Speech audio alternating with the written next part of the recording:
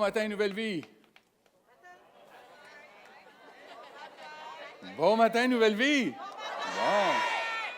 Vous êtes supposé être avec le groupe réveillé, là. J'espère que ça va bien. Si ça ne va pas, vous êtes au bon endroit, ça va aller mieux. Et c'est une joie pour moi de pouvoir me joindre à la série Vision que Pasteur Claude a commencé, qui est un regard sur le livre des Actes. Et lorsque Pasteur Claude a annoncé cette série, je me suis mis à relire le livre des Actes.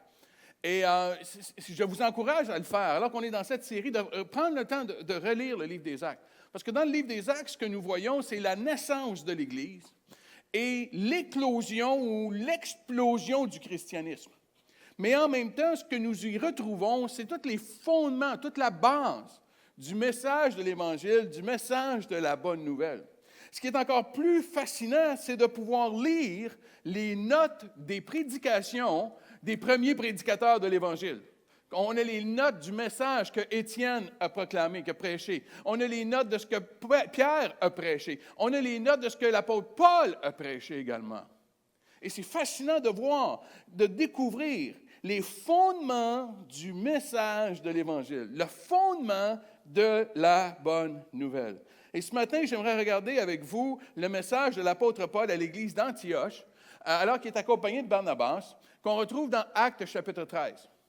Dans Actes chapitre 13, en relisant ce passage-là, j'ai été frappé par le verset 43. Et le verset 43 dit ceci, c'est à la toute fin du message. « Et à l'issue de l'assemblée, beaucoup de Juifs et de prosélytes pieux suivirent Paul et Barnabas, qui s'entretinrent avec eux et les exhortèrent à rester attachés à la grâce de Dieu. » Ils ont exhorté les croyants à rester attachés à la grâce de Dieu. Père, je te prie que tu viennes bénir ta parole à nos cœurs ce matin. Trouve en nos cœurs des bonnes terres si on a besoin que nos cœurs soient labourés par ton Saint-Esprit. Laboure nos cœurs. Qu'est-ce qu'il y a une bonne terre où ta bonne semence va pouvoir être semée, prendre racine et porter un fruit en abondance à ta gloire. Bénis ce temps que nous avons ensemble en ton précieux nom, Jésus. Tout le monde en dit Amen et Amen. Paul dit, restez attachés à la grâce de Dieu. Tu vois, tout repose sur la grâce de Dieu. Tout l'Évangile, tout le christianisme repose sur la grâce de Dieu. Paul nous exhorte à rester attachés, parce que tout dépend de la grâce de Dieu. Et Paul le résume ainsi, dans les versets 38 et 39, Paul dit ceci, dans Acte 13, tout le temps. « Sachez donc, hommes frères, que c'est par lui, parlant de Jésus, c'est par lui que le pardon des péchés vous est annoncé et que quiconque croit est justifié par lui de toutes les choses dont vous ne pouviez être justifiés par la loi de Moïse. » Tout est pardonné par l'œuvre de Jésus.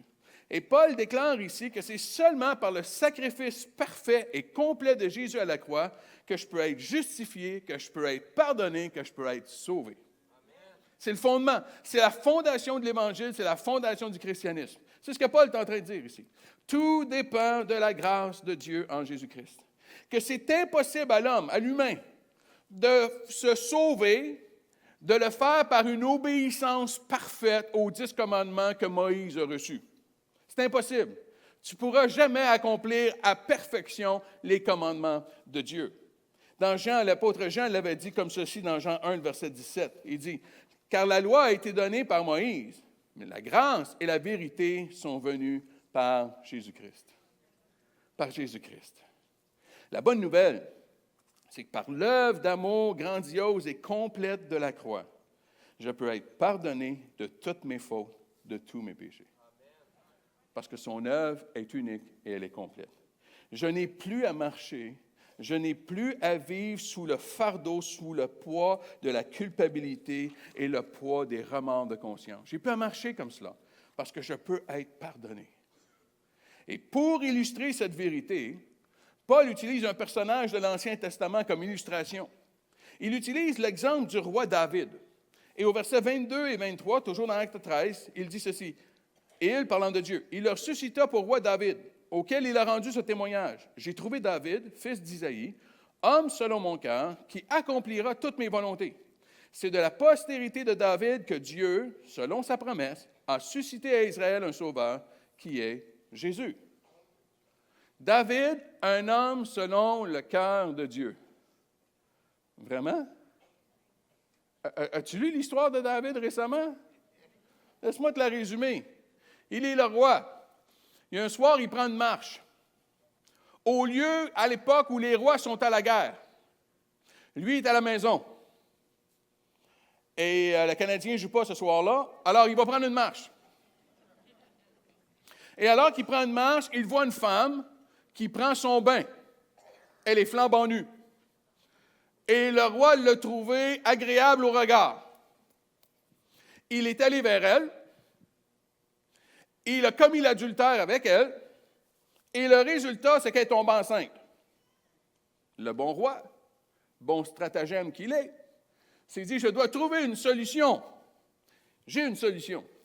Son époux de cette femme-là, qui est un militaire, qui sert fidèlement et avec intégrité son roi, est au combat. Je vais écrire pour lui faire donner un congé, pour qu'il revienne près de son épouse. Il va faire un temps de repos avec son épouse. Elle va lui annoncer après qu'elle est enceinte. Tout est réglé. Voici le problème. L'époux de Bathsheba, Uri, est un homme intègre, est un homme fidèle au service de son roi.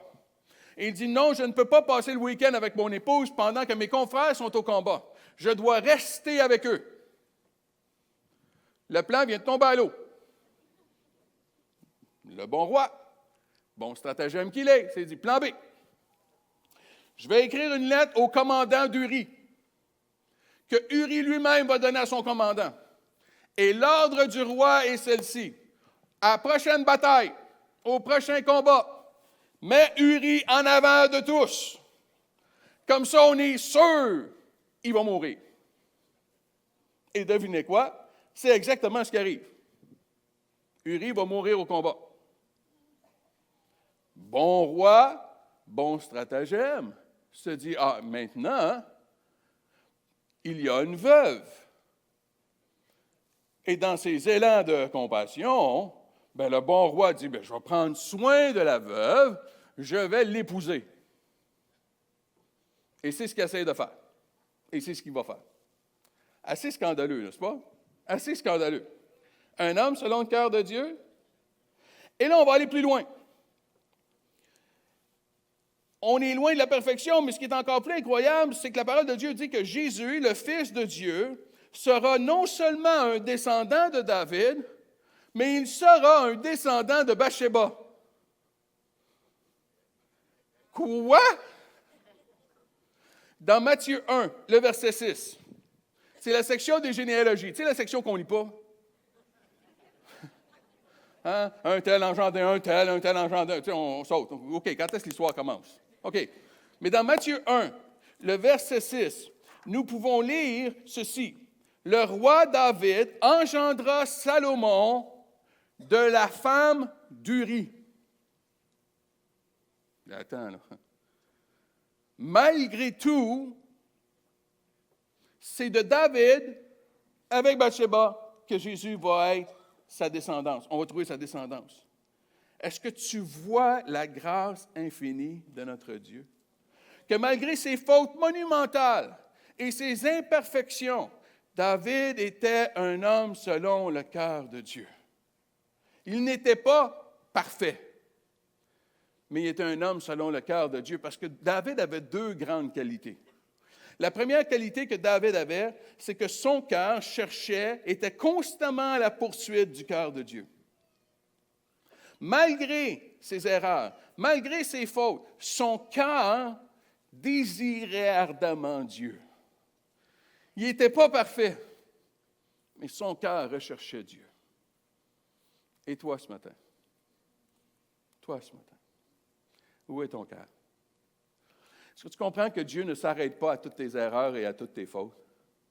Que Dieu connaît les profondeurs de ton cœur ce matin? Que peut-être ton cœur est sincère, peut-être que tes actions, tu trébuches, tu tombes, tu t'en fâches. Mais tu sais que dans le fond de ton cœur, tu veux ardemment servir Dieu de tout ton cœur. Même si tu n'y arrives pas, même si c'est difficile, même si tu as des épreuves, même si tu as des échecs, même si tu as des imperfections. Dieu connaît ton cœur. David avait un cœur qui cherchait le cœur de Dieu. Et la deuxième qualité, c'est que David s'est repenti de son péché. Il l'a confessé, puis il s'est repenti. Tu pourras voir toute la repentance de David dans le psaume 51. C'est toute sa repentance. Où est-ce qu'il admet, il confesse et il se repent de son péché. Le psaume 51, je le résume avec les 3 R de la repentance. Le premier R, c'est la responsabilité. David a pris la responsabilité pour ses gestes et ses actions. Il n'a pas blâmé Bathsheba. Il n'a pas blâmé la température. Il n'a même pas blâmé le diable. Amen. Il a pris l'entière responsabilité. J'ai péché contre toi, Éternel. Moi, je prends la responsabilité. Pas d'excuse. Je ne cherche pas à blâmer, à me justifier. Non, j'ai pris responsabilité pour mes actions. Le premier R. Le deuxième R, c'est que je le regrette. Tu sais, il y a des gens qui disent, oui, je l'ai fait, puis... non, David a dit, je sais que je n'aurais pas dû. Je regrette de l'avoir fait. J'ai des remords, j'ai une tristesse qui est pesante sur moi parce que je regrette ce que j'ai fait. Et troisième R, il demande à Dieu de rejeter son péché. Il prend responsabilité et il le regrette, mais il demande à Dieu, aide-moi à le rejeter maintenant. Crée en moi un cœur pur et un esprit bien disposé. Transforme-moi pour que je ne répète pas ce péché-là, pour que je m'éloigne du péché. Responsabilité, regret, rejet. Il y en a pour qui le mot péché, c'est quelque chose de très négatif, même politiquement non correct, ou encore c'est archaïque. On ne parle plus vraiment de péché aujourd'hui. Le problème, c'est que la Bible en parle encore. Elle en parle encore. Et j'ai besoin de saisir, par contre, qu'est-ce qui est le péché? Est-ce que c'est juste des choses pour ne pas faire? Non. Saint Ignace de Loyola a dit ceci. Le péché, c'est de refuser de croire que Dieu veut mon bonheur et mon épanouissement. C'est ça le péché. Quand Dieu me dit « ne fais pas ceci », ce n'est pas pour me brimer. C'est pour mon bonheur et mon épanouissement parce que c'est lui qui m'a créé. Il sait ce que j'ai besoin. Il sait pourquoi j'ai été créé. De la même façon que l'ingénieur qui a fait ta voiture, tu vas voir dans le manuel du propriétaire de la voiture, tu vas voir, il y a une instruction qui te dit ceci. Tu peux aller voir. C'est marqué dans le réservoir à essence, mets de l'essence. Bon, ben là, ils sont brimants, eux autres, là. Non, parce que c'est lui qui a dessiné la voiture, puis il sait que ta voiture fonctionne à l'essence. Dieu nous a créés. Il sait ce que nous avons besoin.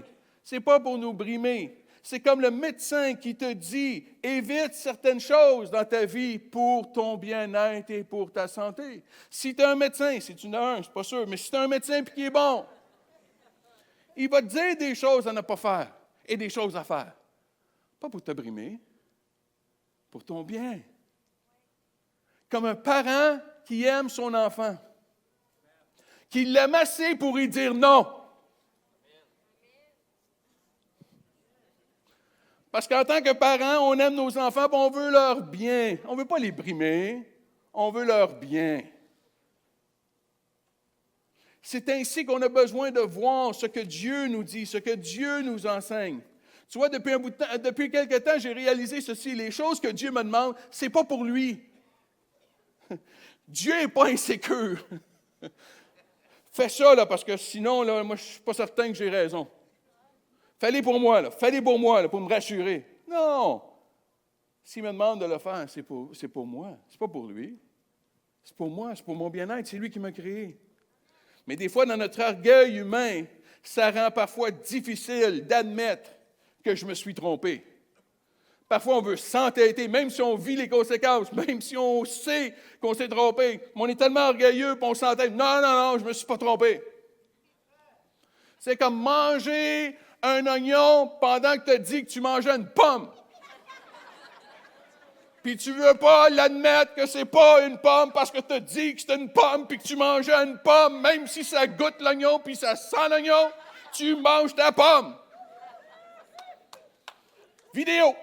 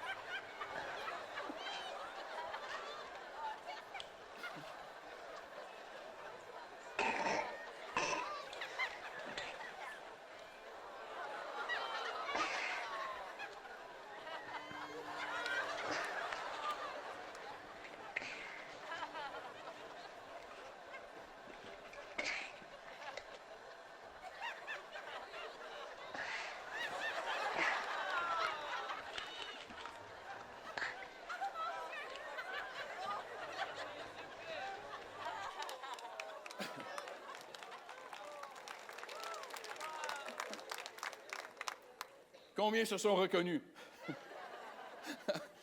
On le sait que c'est pas bon, on le sait que... on s'entête.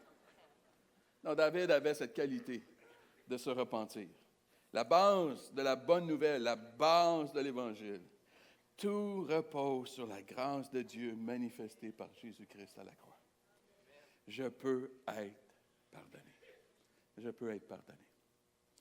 Et la réponse à ce message de grâce de Dieu, quand l'apôtre Paul le prêche, on l'a au verset 44 quand ça dit « Presque toute la ville », on parle de la ville d'Antioche, là, « Presque toute la ville se rassembla pour entendre la parole de Dieu. » Presque toute la ville est sortie parce qu'il y avait quelqu'un qui annonçait un message de grâce, de paix et d'amour, que Jésus avait donné sa vie pour nous racheter. Tu vois, les gens avaient soif. Et j'aimerais te suggérer ce matin que les gens autour de nous ont soif. Ils ont soif d'amour.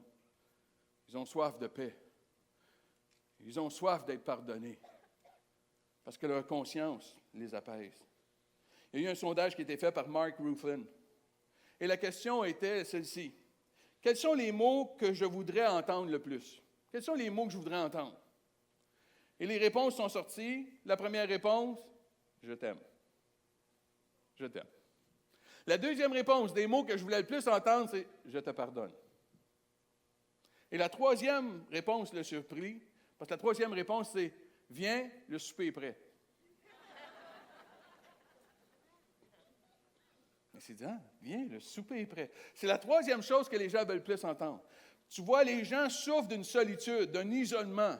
Et cette idée de souper ensemble, de se retrouver en famille, de se retrouver avec d'autres, de ne pas être seul, c'est ce que ça exprime. Et Mark Ruffin dit, mais n'est-ce pas exactement ce que le message de l'Évangile est? Que Dieu nous aime, qu'il nous pardonne, et ça dit dans l'Apocalypse, voici, je me tiens à la porte de ton cœur et je frappe. Si tu ouvres, je vais rentrer et je souperai avec toi. En d'autres mots, je vais communier avec toi. Tu ne seras plus seul. Je vais être avec toi. Et Mark Ruffin dit, c'est exactement ce que les gens ont besoin. C'est l'Évangile. Ils ont besoin de la bonne nouvelle. Au Québec, en 2012, et j'aimerais te suggérer que ça n'a pas changé, ça ne s'est pas amélioré. Au Québec, en 2012, on a eu plus de 14 millions de prescriptions d'antidépresseurs qui ont été prescrits dans l'année. 14 millions. Dans les derniers 10 ans, on a vu une augmentation de 64 % de prescriptions d'antidépresseurs pour les moins de 18 ans. En 10 ans, on a vu une augmentation de 27 % de prescriptions d'antidépresseurs pour les 65 ans et plus. L'année dernière, ça représente presque 5 millions de prescriptions d'antidépresseurs pour les personnes du bel âge. Les gens ont soif. Les gens ont soif. Que dire des problèmes de dépendance, des problèmes de toxicomanie? Et je n'ai pas l'impression que ça va solutionner beaucoup qu'en légalisant le cannabis, qu'on va aider le problème de toxicomanie. Que dire du taux de suicide? Que dire de l'état des mariages, l'état de la famille au Québec? Tu vois, les gens ont soif. Les gens sont assoiffés. Que dire de l'anxiété, des crises de panique?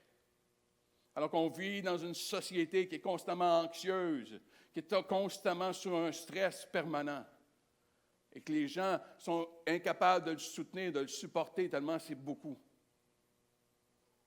Que dire des phobies qui existent? Et non seulement on en avait pas assez, mais on vient d'en créer des nouvelles. La nouvelle phobie qui existe maintenant, on l'appelle la nomophobie. La nomophobie, contrairement aux autres phobies où on prend l'origine, on prend la racine du mot latin pour créer la phobie, l'agoraphobie ou la claustrophobie, celle-ci, on n'a pas été dans le latin, on est allé dans l'américain. Et nomophobie vient de l'expression « no more phone ». La nomophobie, c'est la peur de ne pas avoir mon précieux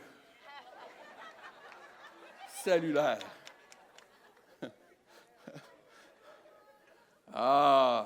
Et là, je me suis posé la question, y a-t-il des nomophobes parmi nous? Alors, on va faire un test, puis on va aller évaluer pour voir s'il y a des nomophobes.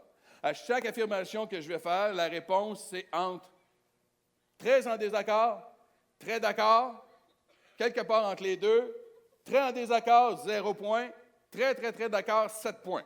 Ça va? Puis là, tu détermineras le nombre de points que tu as sur chaque réponse à la question. Tu es prêt? On y va, puis tu pourras aller voir en ligne, parce que je vais aller un petit peu vite, alors des fois, si tu veux le refaire, ou peut-être qu'après l'avoir fait, tu vas dire non, je ne veux pas le savoir. OK. Première question. Ne pas pouvoir accéder constamment à de l'information sur mon cellulaire me rend mal à l'aise. Très en désaccord, 0. Très d'accord, 7. Quelque part entre les deux, donne-y un chiffre. 2.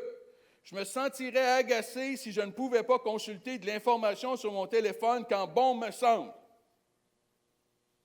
3. Ne pas pouvoir m'informer, l'actualité, la météo, résultats sportifs, sur mon téléphone me rend nerveux. 4. Ne pas pouvoir utiliser mon téléphone ou ses fonctionnalités quand bon me semble m'agace. Comme certains quand vous êtes à l'église le dimanche matin. Pas tous. Mais des fois, tu finis une réunion puis tu vois sur Facebook, il y a des gens qui ont pris des photos, qui ont mis sur Facebook pendant la réunion. Hey! Des nomophobes.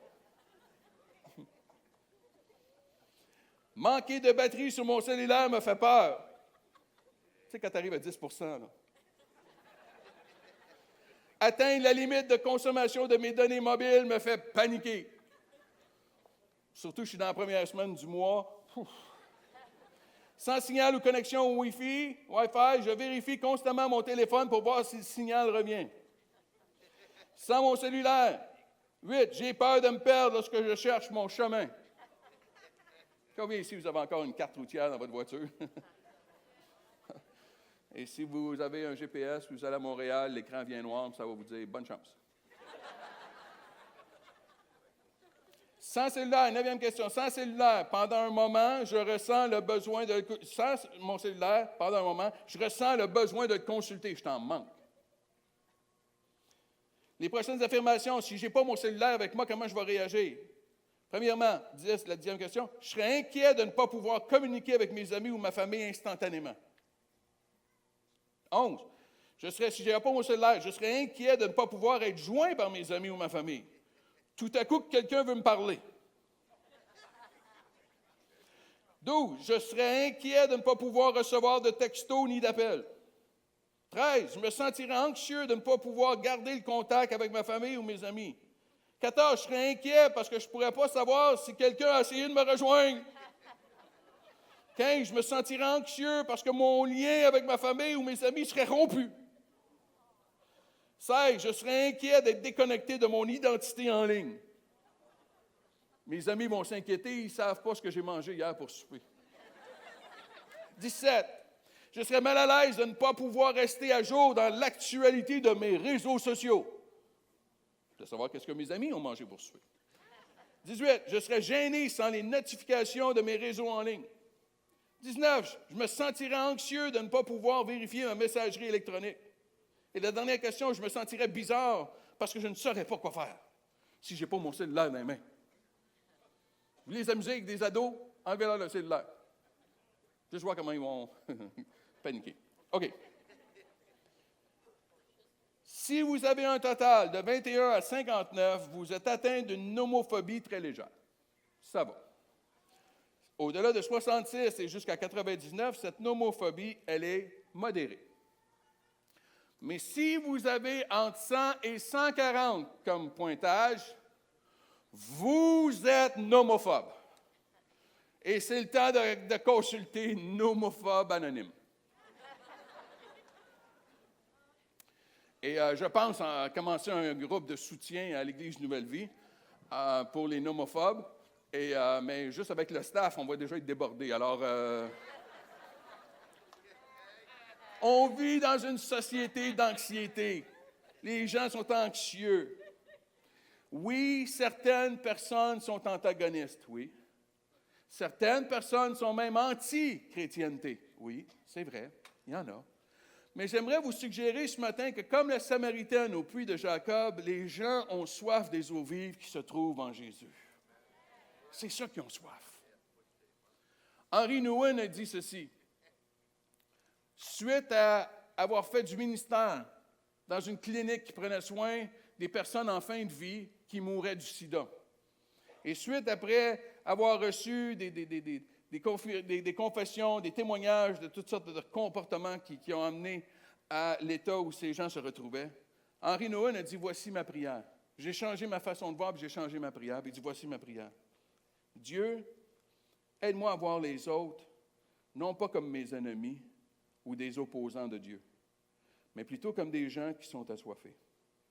Et donne-moi le courage et la compassion de leur offrir tes eaux vives qui, elles seules, peuvent étancher la soif profonde de l'être humain. Amen. Les gens sont assoiffés. Les gens ont soif. C'est juste qu'ils ne savent pas où s'abreuver, mais ils ont soif. Il y a plusieurs années de cela, j'avais vu un reportage sur une famine et une sécheresse en Afrique. Et la journaliste qui faisait l'entrevue avec la responsable du village était tout près d'un étang, il y avait de l'eau dedans, qui était extrêmement pollué, qui était sale et qui avait plein de bactéries dans cette eau-là. Et alors qu'elle fait l'entrevue, il y a un petit garçon d'environ 5 ans qui arrive en courant, qui se met le visage dans l'eau et qui commence à boire. Et la journaliste était estomaquée, elle est en état de choc. Puis elle regarde la responsable du village, elle me dit, mais est-ce qu'il ne sait pas que ces eaux sont polluées, que ces eaux sont malpropres? Et la dame a dit, oui, il le sait, mais il a soif. Oui, il le sait, mais il a soif. Tu sais, parfois je me demande combien autour de nous vont s'abreuver dans des eaux polluées parce qu'ils ont soif. Ils ont juste soif. Ils ont soif. Que Dieu nous donne ce courage et cette compassion. Que Dieu nous donne ce discernement de voir les gens comme des gens qui sont assoiffés, qui ont soif de la grâce, qui ont soif du pardon, qui ont soif de l'amour de Dieu.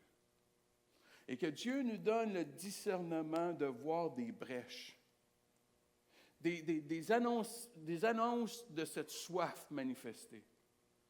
Cette semaine, c'était la Saint-Valentin. Maintenant, si tu es marié et je viens de t'apprendre que c'était la Saint-Valentin, tu as besoin d'être sûr qu'en Jésus, tu es correct. Oui, je sais qu'il y avait beaucoup de commercialisation. Oui, je sais, les chocolats, les bonbons. Mais je pense que sous-jacent à cela, est-ce que ce n'est pas une manifestation de la soif d'être aimé? Qu'on a besoin d'amour, qu'on souhaite l'amour, qu'on désire l'amour? Comment se fait-il que les gens au Québec se marient encore? Parce qu'il y en a encore qui se marient. Comment se fait-il que les gens au Québec ont encore des enfants? Parce que je pense qu'ils soupirent encore après le rêve d'un mariage et d'une famille établie. Je pense que les gens en ont encore soif. Ma fille est psychoéducatrice et elle travaille dans une école primaire dans un quartier très, très, très défavorisé à Montréal. Et juste avant Noël, elles ont organisé une activité où les enfants de première à sixième année, les enfants avaient des jeux, des petites compétitions, et à toutes les fois qu'ils gagnaient, ils recevaient de l'argent fictif. Et avec l'argent fictif, ils pouvaient ensuite aller s'acheter des choses, s'acheter des cadeaux, s'acheter des jouets, s'acheter des récompenses. Elle dit, aussitôt qu'on a donné le signal, elle dit, on a vu toutes les sixièmes années partir en courant partout. Et là, on s'est dit, oups, là, on a un problème. Parce que les sixièmes années sont en train de tasser les tout-petits. Puis elle dit, à notre surprise, elle dit, on voyait les sixièmes années, ils ramassaient de l'argent, ils gagnaient, puis après ça, ils allaient voir ceux de la première année, puis de la deuxième année, le petit frère, la petite sœur, puis ils leur donnaient l'argent, ils avaient gagné, puis ils repartent en gagner d'autres. Tu vois, ils avaient compris la grâce de donner au prochain, de donner au plus faible, de donner au plus petit. Ils l'avaient compris. Parce que les gens ont soif de cela. Les gens ont soif de cette grâce. Les gens ont soif d'être aimés, d'être pardonnés. Quand on proclame la bonne nouvelle de la grâce de Jésus, comme à Antioche, plusieurs vont vouloir venir entendre la parole de Dieu. C'est ça la réaction. Parce qu'on est dans un monde assoiffé. Et le troisième point, On a besoin de rester attaché à la grâce. On a besoin de rester attaché. À la fin de son message, Paul exhorte son auditoire à rester attaché à la grâce de Dieu. Parce que la réalité est que c'est facile de commencer dans la grâce, mais de tomber dans le piège de la religion. Plusieurs, on n'a aucun problème à dire, c'est par sa grâce que je suis sauvé. Mais combien de fois est-ce qu'on a l'impression que c'est par nos efforts qu'on reste sauvé? Moi, j'aimerais te suggérer que c'est par la grâce qu'on est sauvé. C'est par la grâce qu'on reste sauvé. Et parfois, on tombe dans le piège du frère aîné. Quand le fils prodigue, son jeune frère revient à la maison, que le père le pardonne et il fait une fête pour lui. Et il est tellement aigri qu'il refuse d'entrer dans la maison de son père pour faire la fête avec son frère qui est revenu. Son père lui dit, ton frère était mort, mais maintenant il vit. Mais le frère aîné est tellement pris dans tous ses mérites, dans ce qu'il a fait. Il raconte à son père tout ce qu'il a fait pour son père. Tu vois, il a oublié que c'était par la grâce. Il est tombé dans ses mérites, dans ses œuvres, dans ses efforts. La question devient, où mets-tu ta confiance pour ton salut? En Dieu ou en toi? Tu vois, si tu as une tendance à être légaliste, tu vas mettre ta confiance dans le fait que tu obéis la loi. Si tu as une tendance à être moraliste, tu vas mettre ta confiance dans le fait que tu as des bonnes valeurs morales. Si tu es religieux, tu vas mettre ta confiance dans tes bonnes œuvres. Mais si tu es chrétien ce matin, tu vas mettre ta confiance à un seul endroit, l'œuvre de Jésus à la croix qui nous a pardonné, qui nous a lavé de nos péchés. En lui seul. En lui seul. Peu importe ce que je fais, Dieu m'aime et il m'offre son pardon. Tout a été pardonné à la croix par la mort et la résurrection de Jésus. Tous mes péchés du passé ont été pardonnés. Mes péchés d'aujourd'hui sont pardonnés. Et même les péchés que je n'ai même pas imaginé encore que je vais faire, que Dieu sait que je vais faire, sont déjà pardonnés. Il y en a qui sont surpris que je vous ai dit que j'étais pour avoir du péché dans ma vie dans le futur. Je sais que c'est dur à croire. Mais c'est la réalité pour chacun de nous. Que c'est par sa grâce que je suis sauvé. C'est par sa grâce que je reste sauvé. Et c'est par sa grâce que je continuerai d'être sauvé. Ça ne dépend pas de moi, ça dépend de son œuvre à la croix. Si tu viens du vieux chant, hein, tel que je suis, sans rien à moi, sinon son sang versé pour moi. C'est tellement vrai. Des fois, on est pris sentiment d'injustice, mais c'est pas juste. Frère aîné, tu as pris d'un sentiment d'injustice. C'est pas juste que mon petit frère soit pardonné de toutes les erreurs qu'il a faites pendant que moi je te sers fidèlement. C'est pas juste. Mais tu vois, la grâce, ce n'est pas le fruit de la justice de Dieu, c'est le fruit de son amour. La grâce, c'est le fruit de son amour, pas le fruit de sa justice. Et là, je peux en entendre certains dans vos pensées, parce que je suis capable de lire la pensée. Moi, je suis thérapeute. Je sais ce que vous pensez. Ouais, mais là, tu te rends-tu compte combien c'est dangereux ce que tu prêches? Combien c'est dangereux de prêcher la grâce parce qu'on a l'impression que tu es en train de dire qu'on peut faire n'importe quoi et qu'on va être pardonné. C'est exactement ce que je suis en train de dire. Exactement. Mais la grâce n'est pas une excuse pour rester dans le péché.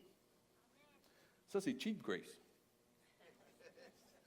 La vraie grâce, c'est quand je réalise l'horreur, l'ampleur du péché et que je réalise la grandeur, l'ampleur du pardon en Dieu, que je suis capable de saisir sa grâce. Et sa grâce n'est donc pas une excuse pour rester dans le péché, sa grâce de marcher dans n'importe quel chemin. Non, sa grâce me permet de revenir dans le bon chemin. Pas de rester dans la poussière de ce monde, mais de revenir dans le bon chemin. Il y a un texte qui dit dans l'Ancien Testament, « L'Éternel a fermé les pas de l'homme, et il prend plaisir à savoir.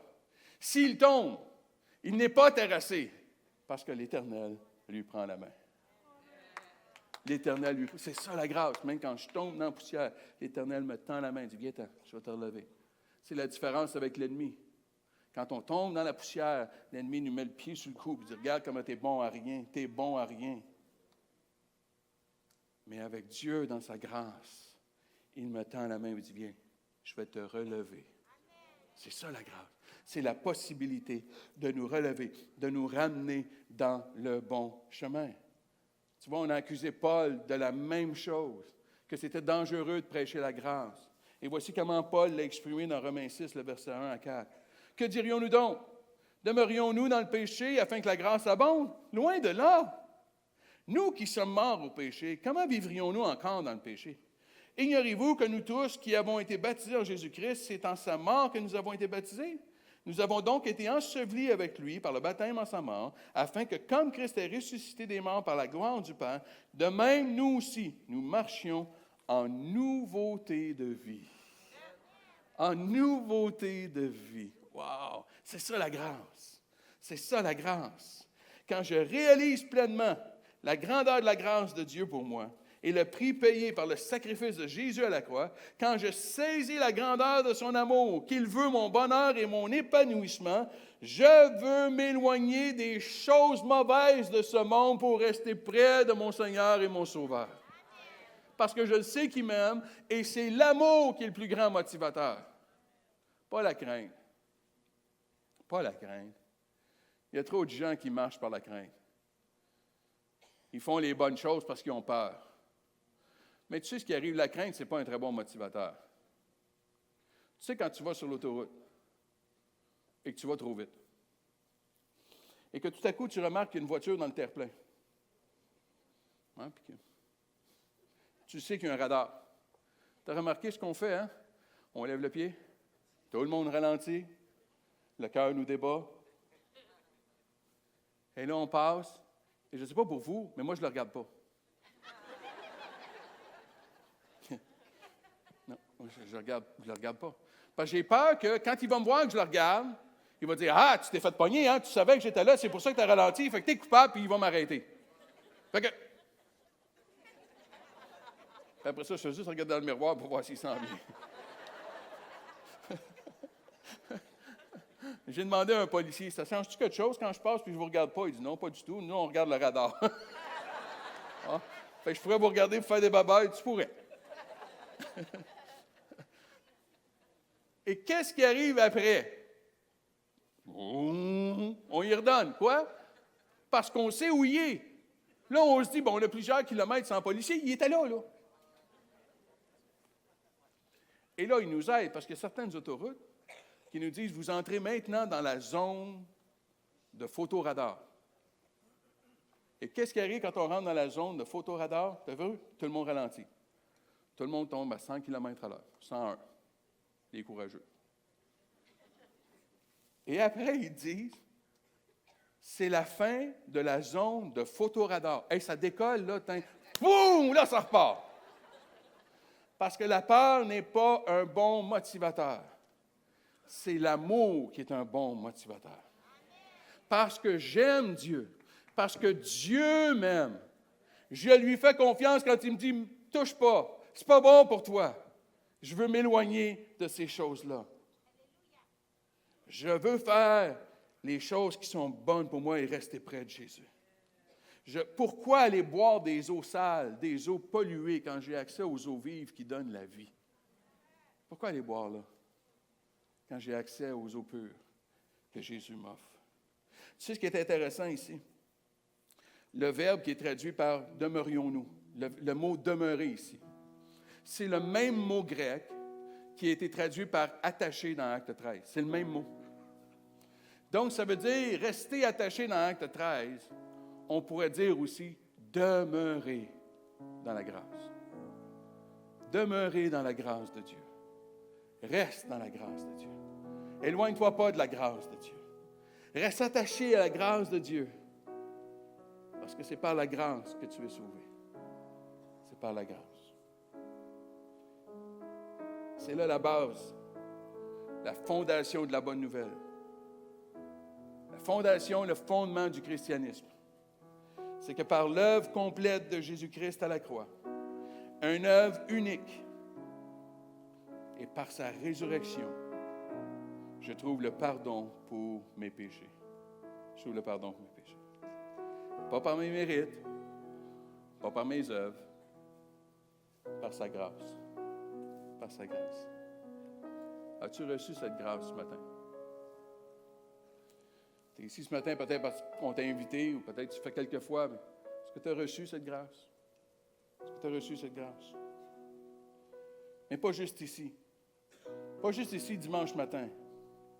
Il y en a qui m'écoutent sur Facebook Live. Peu importe où tu es, à la maison, dans le salon, dans la cuisine, dans ton bureau. Peut-être tu vas m'écouter en ligne un autre jour de la semaine.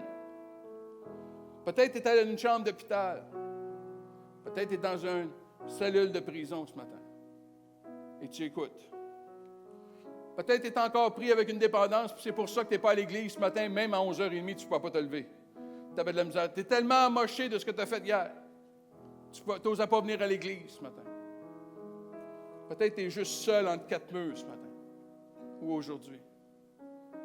Peu importe où tu es ce matin, sa grâce peut te rejoindre. Sa grâce peut te rejoindre. Elle est accessible. Tu as juste à lui dire, je reçois ta grâce. Je la reçois, ta grâce. Je te demande pardon pour ce que j'ai fait, que je n'aurais pas dû faire. Je te demande pardon pour ce que je n'ai pas fait, que j'aurais dû faire. Tu vois, la Bible dit ceci. Si tu confesses ton péché, il est fidèle et juste pour te pardonner. Si tu confesses, il est fidèle et juste pour te pardonner. Mais tu sais, la beauté de ce passage-là, la beauté de ce verset-là, c'est qu'il n'était pas écrit à des gens qui ne connaissaient pas Dieu, il était écrit à des chrétiens, il était écrit à des croyants. Et peut-être que ce matin, tu t'es détaché de la grâce. Peut-être que ce matin, tu es loin de la grâce. Tu as déjà goûté à la grâce. Mais aujourd'hui, tu ne marches pas dans les voies de Dieu. Et tu regardes ta vie, puis tu as honte, puis tu te sens coupable. Puis tu as l'impression qu'il faut que tu fasses des efforts pour revenir à Dieu. Laisse-moi te dire ceci, Dieu a déjà fait tous les efforts pour que tu reviennes à lui. La grâce, c'est que tu peux revenir dans le bon chemin ce matin. Tu peux revenir dans le bon chemin ce matin. Confesse ce matin. Confesse-lui ce matin. Mais je prie que nous faisions tous la prière d'Henry Nouwen. Que Dieu nous donne compassion. De voir les gens à l'extérieur, les gens du dehors, comme des gens qui ont soif. Des gens qui ont soif. Je ne sais pas pour toi, mais moi, je peux regarder une époque dans ma vie où j'ai été m'abreuver à plein de choses de ce monde parce que je ne savais pas, personne ne m'avait dit que Jésus avait donné sa vie pour moi, pour me pardonner de mes péchés, et qu'en lui, je trouvais les eaux vives pour vivre la vie. Mais quand je l'ai reçu, c'est par sa grâce. Prions qu'on ait cette compassion et le courage d'aller vers les gens et de leur offrir ces eaux vives en Jésus. Les eaux vives de la grâce et du pardon. Les eaux vives qui donnent la vie. Faisons-la notre prière. Et qui sait si presque toute la ville ne voudra pas entendre la parole de Dieu être prêchée? Tu vois, j'ai la conviction profonde. Parce que cette Église a été fondée sur la grâce. C'est pour ça qu'il y a plusieurs qui viennent. Parce qu'ils ont soif. Ils ont soif. Prions que ce soit encore le cas, que nous continuions de rester attachés à la grâce de Dieu. Parce que c'est par la grâce que nous sommes sauvés. Amen. Est-ce qu'on peut courber nos têtes ensemble? Quelques instants. Tu es ici ce matin, tu n'as jamais reçu cette grâce. Et j'aimerais vraiment prier pour toi ce matin. Tu dis, oui, mais pasteur, tu ne sais pas ce que j'ai fait. C'est correct, je n'ai pas besoin de le savoir. Dieu le sait. Tu dis, oui, mais pasteur, ma liste est tellement longue. Mais la parole de Dieu me dit que Jésus à la croix a effacé nos listes. Il l'a effacé. Si tu reçois son pardon ce matin, tu vas être pardonné. Peut-être que tu es ici ce matin et tu as déjà marché dans sa grâce, puis tu as honte. Tu as honte. Tu dis, pasteur, sais-tu combien de fois j'ai demandé pardon à Dieu pour la même chose, puis je suis encore retombé dans la même affaire, je suis encore retombé dans la même poussière, je suis encore retombé dans la même saleté. Comprends-tu que Dieu doit être tanné de m'entendre? Ben c'est faux, Dieu n'est pas tanné de t'entendre. Et il te tend la main ce matin pour dire, reviens dans le bon chemin. Parce que l'œuvre que j'ai commencée en toi, je ne l'ai pas terminée. Et celui qui commence une œuvre en nous est fidèle et juste pour l'accomplir. Si c'est ton cas ce matin, de recevoir cette grâce ou de revenir dans le bon chemin, j'aimerais que tu lèves ta main là où tu es. Je veux juste savoir pour qui je vais prier. Il n'y aura pas d'appel en avant. Mais juste de dire, pasteur, j'aimerais ça que tu pries pour moi. Lève ta main là où tu es. Et quand tu lèves ta main, juste que tu saisisses, que tu ne lèves pas ta main vers le pasteur, mais tu lèves ta main vers Dieu. C'est comme si tu saisis la main de Dieu alors que tu es dans la poussière. L'Éternel a fermé mes pas. Alors que tu me tends la main, je te tends la main. Et je veux saisir par ta grâce. Père, je te prie pour chaque personne qui a levé leurs mains. Je te prie pour chaque personne qui n'a même pas osé lever leurs mains, tellement ils se sentent mal. Seigneur, tu entends leur cœur ce matin. Tu entends leur cœur, tu entends leur soupir. Tu entends leur tristesse, leur agonie. Tu vois leur soif. Je te prie que tu viennes les toucher maintenant. Alors qu'ils te confessent les choses qu'ils ont faites qu'ils n'auraient pas dû faire. Les choses qu'ils n'ont pas faites qu'ils auraient dû faire. Alors qu'ils te le confessent ce matin. Je te prie qu'ils ressentent ta paix maintenant. Je te prie pour ceux qui ont goûté à ta grâce puis s'est éloignés. Je te prie qu'ils reviennent, qu'ils demeurent, qu'ils restent attachés à ta grâce ce matin. Merci de la possibilité de revenir dans le bon chemin. Et Seigneur, je te prie qu'alors que nous proclamons cette grâce, que les gens viennent entendre la parole de Dieu. Donne-nous compassion pour les gens autour de nous, de les voir comme des gens qui sont assoiffés. Et donne-nous le courage de leur présenter les eaux vives offertes par Jésus-Christ à la croix, pour rencontrer la soif profonde de tous les êtres humains, d'être aimés, d'être pardonnés, de ne plus être seuls. Et Seigneur, tu seras glorifié dans nos vies et à travers nos vies. En ton saint précieux nom, Jésus. Tout le monde en dit? Amen et Amen. Est-ce qu'on peut se lever ensemble ce matin?